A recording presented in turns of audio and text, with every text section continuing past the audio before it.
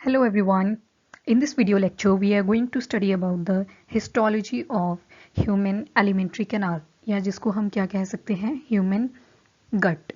Alright, तो कौन कौन से पार्ट इसमें इन्वॉल्व होते हैं पहले वो देख लेते हैं।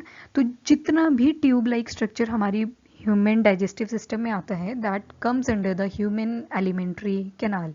ऑलराइट, सो यहाँ से आप स्टार्ट करोगे इसको ओइसोफेगस से, देन प्रोसीड करेंगे टुवर्ड द स्टमक, स्टमक से जाएंगे small intestine to large intestine.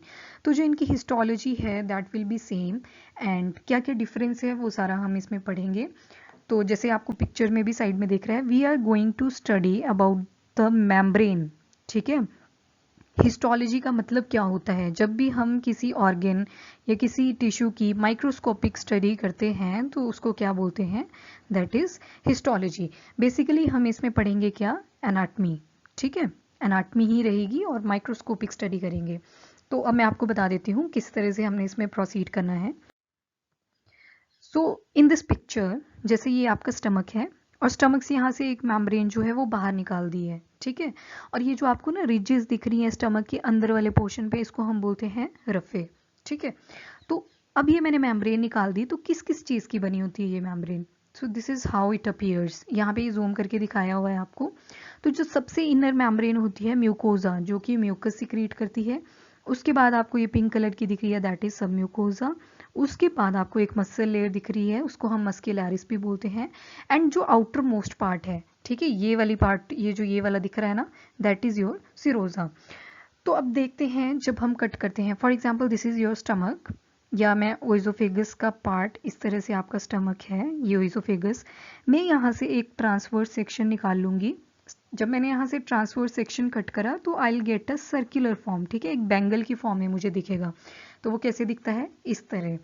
तो आपकी जो आउटर मेम्ब्रेन है दैट इज योर सिरोजा, अगली मेम्ब्रेन जो है दैट इज योर मस्कुलरिस, फिर आगे आपकी लेयर है दैट इज सब म्यूकोजा, और उसके अंदर है एक म्यूकोजा, एंड देन एक कैविटी है जिसके थ्रू हमारा फूड पास करते हैं, दैट इज योर ल्यूमेन। तो अब वन बाय वन हम सारा डिटेल में करेंगे कि ये सिरोजा क्या होता है, मस्कुलरिस का क्या रोल है, सब म्यूकोजा एंड द ल्यूमेन। ठीक है, तो फर्स्ट ऑफ ऑल एक बार ये स्ट्रक्चर इसकी आप एक स्क्रीनशॉट भी रख लो सो दैट आपको आगे पढ़ने में इजी रहे। ठीक है, जैसे सिरोजा, जिसको विसरल पेरिटोनियम भी बोलते हैं, this is the outer most layer, सबसे आउटर मोस्ट लेयर होती है। और इनर मोस्ट लेयर पूछें अगर ह्यूमन एलिमेंट्री कैनाल की, तो that is your mucosa, this is the inner most layer. ठीक है, उसके बाद मस्कुलरिस ये वाली है, that is your circular muscle present है, लॉन्गिट्यूडनल मसल प्रेजेंट है। ठीक है, और ल्यूमेन ये वाली कैविटी है। तो स्टार्ट करते हैं। First part is your that is Sironja. आपको मैं रिकमेंड करूंगी कि आप वीडियो को 1.25x पे लगा लो, क्योंकि मैं नोट्स भी साथ साथ में लिखूंगी सो दैट आप उसको इजीली कवर कर सको। ठीक है, फर्स्ट ऑफ ऑल हमें पता होना चाहिए कि ये जो सिरोसा है ये बनी किस चीज़ की होती है, क्या इसके कॉन्स्टिट्यूएंट हैं। We are focusing only on the serosa, ये जो आपकी बाहर वाली लेयर है ना, दिस वन, तो इस पे फोकस कर रहे हैं हम। ठीक है, तो सिरोसा आपकी बनी होती है, एक तो उसमें होते हैं आपके स्क्वेमस एपिथेलियल टिश्यू, और साथ में होते हैं आपके एरियोलर टिश्यू। ठीक है, आपको मैं एक बार दिखा भी देती हूँ कैसे दिखते हैं, स्क्वेमस कैसे दिखते हैं, आपके एरियोलर टिश्यू कैसे दिखते हैं। So as you can see in the picture, so ये फ्लैट सेल्स होते हैं। ठीक है, जितने भी बेसल मेम्ब्रेन की जब भी हम बात करते हैं, बेस लाइन मेम्ब्रेन की बात करते हैं, तो वहाँ पे कौन से टिश्यू रोल में आते हैं? That is your squamous epithelium tissue. ठीक है, और एरियोलर टिश्यू इस तरह से आपके दिखेंगे, फाइन होते हैं, काफ़ी ब्लैक कलर के होते हैं, इलास्टिसिटी होती है इनमें। ठीक है, इलास्टिक फाइबर्स प्रेजेंट होते हैं। पिंक थिक जो होता है यहाँ पे, this is your collagen, and purple colour के न्यूक्लिया अवेलेबल होते हैं। बेसिकली ये अटैचमेंट में हेल्प करते हैं। ठीक है, एक ऑर्गन को दूसरे ऑर्गन के साथ कनेक्ट करने में। सो this is about your serosa. अब एक बात जो आपको याद रखनी है, जैसे आपका ओइसोफेगस होता है ना, जो ओइसोफेगस, तो अगर उसकी मैं हिस्टोलॉजी स्टडी करूं तो उसमें जो सिरोसा है वो प्रेजेंट नहीं होता, that is absent in case of the oesophagus. तो ओइसोफेगस के केस में जो सिरोसा है that is completely absent, but वहां पे एक चीज प्रेजेंट होती है, instead of serosa there is a presence of one thing, that is adventitia externa. ठीक है, इसको नोट करते रहो साथ साथ में, दैट इज एडवेंटिशिया एक्सटर्ना। तो ये क्या होता है, एक तरह से आपका dense elastic fibrous connective tissue होता है, ठीक है। सो इसका यही रोल रहता है। तो आपको नाम से पता लग रहा है dense elastic fibrous connective tissue है, तो इसका क्या मेन रोल रहेगा, इलास्टिसिटी, क्योंकि वी नो दैट कि ओइजोफेगस के अंदर पेरिस्टाल्सिस होती है, ठीक है, पेरिस्टाल्सिस, तो उसके लिए इलास्टिसिटी होना बहुत ज़रूरी है। So this is all about your serosa. अब हम सेकेंड लेयर करेंगे, दैट इज योर मस्क्यूलैरिस। तो मस्क्यूलैरिस, अब ये है आपकी मस्क्यूलैरिस, ठीक है। इसके अंदर क्या क्या चीज़ें हैं पहले वो देख लेते हैं। एक तो है आपकी लॉन्गिट्यूडनल मसल और एक है सर्कुलर मसल, ठीक है। जो ये आपकी, अब इसको भूल जाओ बाहर वाली लेयर को, आपको इस तरह से कुछ मसल्स दिख रहे हैं, ठीक है, इस तरह से। So these are your longitudinal muscle. क्योंकि मैंने इसको ट्रांसवर्स सेक्शन में कट करा है ना, तो इस तरह से आपको एक पाइप दिखेगी, ठीक है। मैंने इसको इस तरह से कट करा है, दैट्स वाई लॉन्गिट्यूडनल जो है आपको शेप तो सर्कुलर दिख रही है बट दे आर लॉन्गिट्यूडनल। तो इस तरह से हैं, इस तरह से हैं आपके ये प्रेजेंट। जो सर्कुलर हैं they are in this shape, आपको ऐसे ऐसे दिख रही है ना लाइंस ये जो। सो this is your circular muscle. तो ये वाली लेयर जो है that is your circular muscle. तो अब वन बाय वन देख लेते हैं कि क्या क्या हमें इसके अंदर पढ़ना है जो हमारा मस्क्यूलैरिस है। तो मस्क्यूलैरिस को हम और क्या बोलते हैं, दिस इज योर मस्क्यूलैरिस। मस्क्यूलैरिस को ही हम दूसरा नाम दे सकते हैं कि एक तरह से कैसा कोट है ये, मस्कुलर कोट। ऑलराइट, इसमें दो टाइप के हमने मसल्स देखी, कौन कौन सी, एक देख ली लॉन्गिट्यूडनल मसल, ऑलराइट, लॉन्गिट्यूडनल, और दूसरी कैसी मसल है, that is your circular muscle. But अब अगेन एक पॉइंट जो आपको यहाँ पे याद रखना है, जैसे आपका स्टमक होता है ना, तो स्टमक के केस में आपके पास एक और एडिशनल मसल होती है, दैट इज योर ऑब्लीक, ठीक है। Oblique muscle layer is present in case of stomach. तो ऑब्लीक मसल लेयर का अगर क्वेश्चन आए तो दैट इज वेरी इंपॉर्टेंट, ठीक है। तो ऑब्लीक मसल लेयर जो है that is available only in case of the stomach. तो आपको ये पॉइंट यहाँ पे याद रखना है कि सिर्फ स्टमक के केस में जो है आपकी ऑब्लीक लेयर जो है प्रेजेंट होती है, ठीक है। अब अगर आप डायग्राम में ध्यान से देखो तो there are certain nodes present, ये ब्लैक कलर की दिख रही है ना, ये इस तरह से दिख रही होंगी आपको, इस तरह से, और यहाँ पे नोड्स प्रेजेंट हैं, ठीक है। तो that is very important from your NEET perspective as well. तो इसको क्या बोलते हैं, दैट इज योर ऑर्बैकिस प्लेक्सस, ठीक है, ऑर्बैकिस, AUERBACHS। तो दिस इज योर ऑर्बैकिस प्लेक्सस, ठीक है। प्लेक्सस आपको कई बार पढ़ने को मिलेगा बट ऑर्बैकस यहीं पे आएगा, this is the last time और द फर्स्ट टाइम, ठीक है। इसको आप मेंट्रिक प्लेक्सस भी बोलते हो। अब इसके बारे में देख लेते हैं कि ये क्या है, इसका स्क्रीनशॉट ले लो सो दैट आप अगर नोट्स नहीं बना रहे तो आप बाद में नोट्स बना सकते हो, ठीक है। तो अब देख लेते हैं ऑर्बैकस जो ये हमारी प्लेक्सिस है इसका क्या काम रहता है। तो इसका बहुत इंपॉर्टेंट रोल है। व्हाट इज दैट रोल, ये क्या करता है, जो आपकी पेरिस्टाल्सिस है ना वो करवाता है, ठीक है। अब ये एक तरह से क्या है, नर्व सेल्स हैं ये आपके, क्या है आपके नर्व सेल। तो ये क्या करेगा, रिफ्लेक्स भेजेगा टू द ब्रेन और ब्रेन को बोलेगा कि क्या करवाओ, पेरिस्टाल्सिस। अगर ये एब्सेंट हो तो क्या होगा, तो या तो ओइजोफेगस आपकी क्या करती रहेगी, कॉन्टिन्यूसली क्या करेगी, या तो कॉन्ट्रैक्ट रिलैक्स ही करती रहेगी या तो करेगी नहीं, ठीक है। तो दिस इज वेरी इंपॉर्टेंट। सो ये ऑर्बैकिस प्लेक्सस जो होता है that is very important, nerve cells हैं जो कि आपके एलिमेंट्री कैनाल में प्रेजेंट होते हैं, ठीक है। अब इसमें एक very important point is there जो आपको याद रखना है और आपके नीट और किसी भी मेडिकल एंट्रेंस एग्जाम में आपसे पूछा जा सकता है। अब जैसे आपकी ओइजोफेगस है ना, दिस इज योर ओइजोफेगस। अब इसकी लेंथ कितनी होती है total, 25 centimetre, alright. It has been said that कि अगर 1/3 पार्ट देखें जहाँ से ओइजोफेगस शुरू हुई यहाँ से लेके यहाँ तक, 1/3 मतलब 7.5 के अराउंड हो गया, ठीक है। यहाँ पे जो ये आपके प्लेक्सिस होते हैं ना ये एब्सेंट होते हैं, कंप्लीटली एब्सेंट होते हैं। फिर बाकी जो ये स्पेस बचा यहाँ पे प्रेजेंट होना शुरू हो जाते हैं, ठीक है। So this is very important point. So this is all about your muscularis. Now comes to the third part, that is your submucosa. अब हम देख लेते हैं submucosa के बारे में। तो submucosa कहाँ है आपका, this is your submucosa, ठीक है। सबम्यूकोजा में एक पार्ट आपको ये भी याद रखना है, दैट इज मिसनर्स प्लेक्सस, ठीक है। ये क्या काम करता है और सबम्यूकोजा का क्या रोल है, ठीक है, तो अब हम देख लेते हैं किसके बारे में, दैट इज योर सब म्यूकोजा।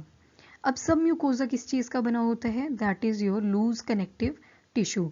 लूज कनेक्टिव टिश्यू इसमें प्रेजेंट होते हैं और इसका मेन वर्क जो होता है वो क्या होता है, एक तो ये प्रोवाइड करता है ब्लड सप्लाई, ब्लड सप्लाई के साथ इट होल्ड्स लिम्फेटिक टिश्यू। ठीक है, तो अब यहाँ पे देखो दो चीज़ें हैं, ब्लड सप्लाई मतलब कार्डियो से related, your heart cardiovascular system से रिलेटेड। लिम्फेटिक टिश्यू का मतलब है किस चीज़ को कैरी करेगा, लिम्फ को कैरी करेगा। ठीक है, this is also a fluid. तो दिस इज द डिफरेंस। तो सब म्यूकोजा का ये मेन रोल रहता है एक तो। दूसरी बात, जितनी भी ग्लैंड्स होती हैं maximum time they are originated from where, that is सब म्यूकोजा।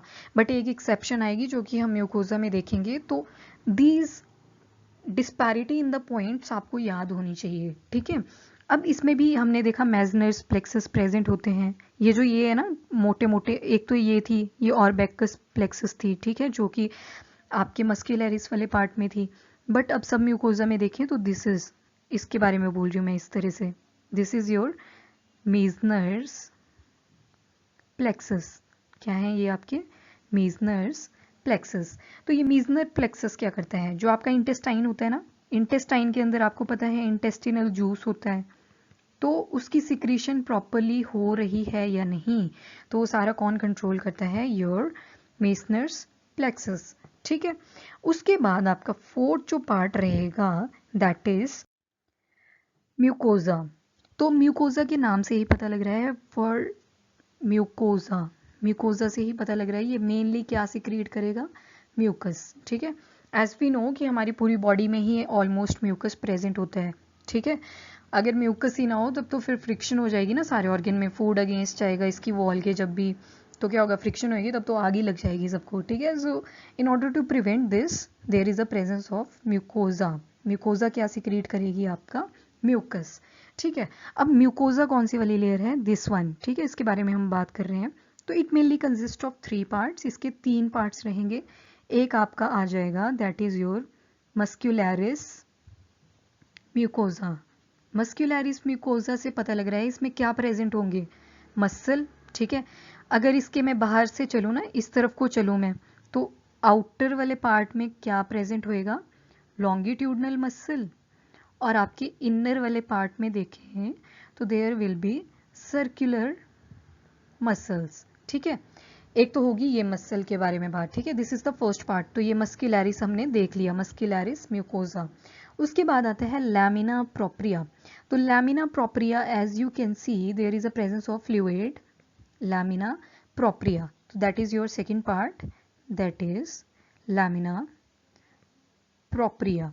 ठीक है, लैमिना प्रोप्रिया का मेन रोल जो होता है, एक तो ये भी किस चीज़ का बना होता है, लूज कनेक्टिव टिश्यू। ठीक है, और लूज कनेक्टिव टिश्यू के साथ साथ इसमें क्या क्या चीज़ें और होती हैं, that is your blood vessel एक, दूसरी चीज़ जो आपकी प्रेजेंट होती है ग्लैंड्स, और कुछ lymphoid tissue are present there. ठीक है, लिम्फोइड टिश्यूज भी इसमें प्रेजेंट होते हैं। तो this is your second part. मैं ऊपर वाला इरेज कर रही हूँ, मस्क्यूलरिस वाला, यहाँ पे मैं थर्ड ऐड कर देती हूँ। थर्ड पार्ट क्या है, तो your third part is that is epithelium. This is your epithelium, that is very important again. ठीक है, अब एपिथेलियम में देख लेते हैं क्यों मैंने इसको बोला कि दिस इज इंपॉर्टेंट, एपिथेलियम। अब एपिथेलियम के केस में क्या होता है, आपको पता है स्टमक के अंदर आपकी क्या कौन सी ग्लैंड प्रेजेंट होती है, that is your gastric gland. ठीक है, गैस्ट्रिक ग्लैंड क्या सिक्रीट करती थी आपका, do remember this, very important. अगर नहीं है याद तो इसको चेक भी करो एक बार, क्योंकि this is a very important role in the stomach. ठीक है, और एक तो गैस्ट्रिक ग्लैंड जो है वो कहाँ से बनते हैं, आपके एपिथेलियल पार्ट से। और दूसरी बात आपको याद होगा विलाय भी प्रेजेंट होते हैं स्मॉल इंटेस्टाइन में।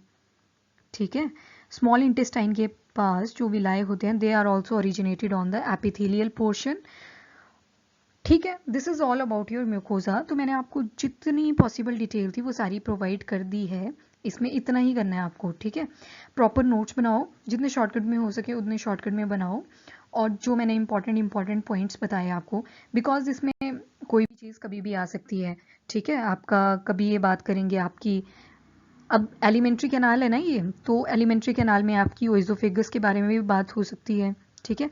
स्टमक के बारे में भी बात हो जाएगी, small intestine, your large intestine, ठीक है। तो जैसे एपिथेलियम का मैंने पढ़ा, तो एपिथेलियम किसका पार्ट था? म्यूकोजा का। और वो किस चीज़ में रोल प्ले करता था? अब देखो उसमें स्टमक की एक ग्लैंड बनाई उसने, that is your gastric gland. तो ये गैस्ट्रिक ग्लैंड कहाँ पे प्रेजेंट है? Epithelial part of what? Mucosa, ठीक है। तो that is very important point. फिर स्मॉल इंटेस्टाइन का भी इसमें बहुत अच्छा रोल रहा, दैट इज विलाय। तो विलाय भी कहाँ प्रेजेंट होते हैं? On the epithelial part of mucosa. तो इस तरह से आपको ये याद करने हैं। और one more thing, that is last part था जो आपका ल्यूमेन। ल्यूमेन का इसलिए नहीं बताया बिकॉज उसका एक ही काम है। ल्यूमेन का क्या काम हुआ? ल्यूमेन एक तरह से खाली एरिया है, ठीक है। This is kind of cavity. तो इस कैविटी से क्या होगा? जो भी फूड फेरिंग से आएगा वो इजोफेगस में जाएगा, और इजोफेगस में स्टमक्स, ठीक है। तो मतलब पैसेज है, ये फूड के लिए एक तरह से पैसेज है, इसका और कोई ज़्यादा काम नहीं है, ठीक है। This is all about your lumen.